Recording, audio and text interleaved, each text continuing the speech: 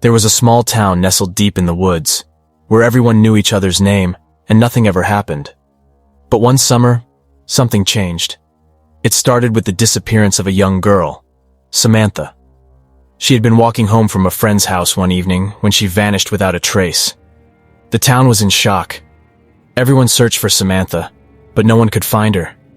Days turned into weeks, and the townspeople began to lose hope.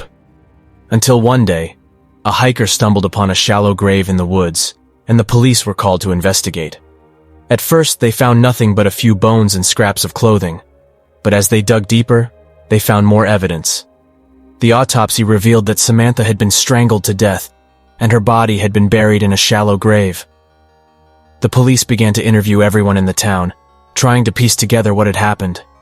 They spoke to Samantha's friends, her family, and even her teachers. But no one had any idea who could have done such a thing. As the investigation dragged on, tensions in the town began to rise.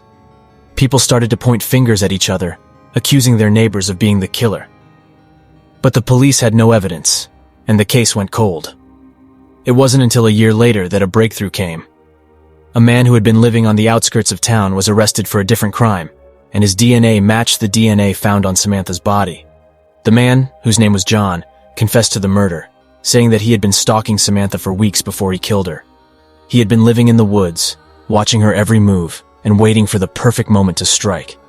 The town was horrified by what had happened, but also relieved to finally have closure. Samantha's family could finally lay her to rest, and the townspeople could go back to their peaceful lives.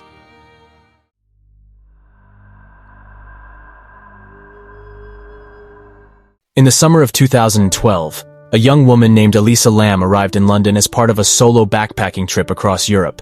She checked into the Cecil Hotel in the city's West End, a budget hotel with a reputation for being somewhat run down and seedy. Over the course of the next few weeks, Elisa's behavior grew increasingly erratic. She was seen talking to herself and acting oddly in the hotel's elevators, and some guests reported hearing strange noises and knocking sounds coming from her room. One guest even complained to the hotel staff that Elisa was scaring her children. On the morning of February 1st, 2013, Elisa's body was found floating in one of the hotel's water tanks on the roof. The tank had to be drained in order to remove her body, which had been there for several weeks. Police were initially baffled by the circumstances surrounding Elisa's death. There were no signs of foul play, and the tank was accessed via a locked door and a steep ladder. However, security camera footage from the hotel's elevator provided a clue. The footage showed Elisa entering the elevator and pressing multiple buttons before stepping back out into the hallway. She then began acting strangely, peering out into the hallway and gesturing as if she was talking to someone who wasn't there.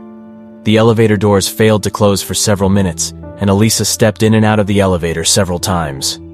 After the footage was released to the public, internet sleuths began to speculate about what had happened to Elisa. Some suggested that she had been murdered, while others proposed more supernatural explanations.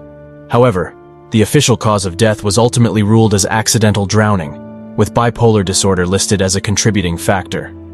It is believed that Elisa may have climbed up to the roof of the hotel during a manic episode and accidentally fell into the water tank. The slow buildup of Elisa's strange behavior and the bizarre circumstances surrounding her death make this a truly unsettling and disturbing true horror story.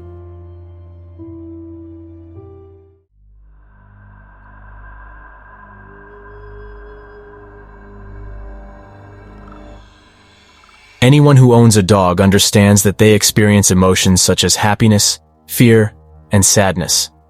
However, dogs do not commit suicide, according to animal psychologists at least.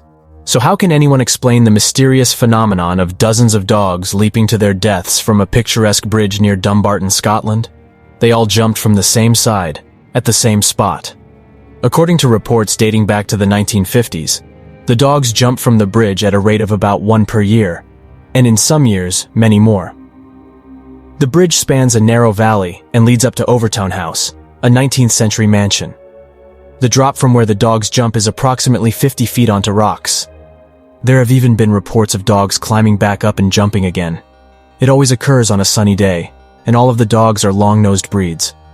Unfortunately, Overtoun Bridge has also claimed a human victim. Kevin Moy, 32, was crossing the bridge with his wife and their infant son in October 1994 when he threw the baby over the side. He then attempted to jump, but was dragged back by his wife. The baby died the following day. According to reports, Moy had come to believe he was the Antichrist, and his son was the devil. This tragedy fuels speculation about a supernatural explanation for the bridge.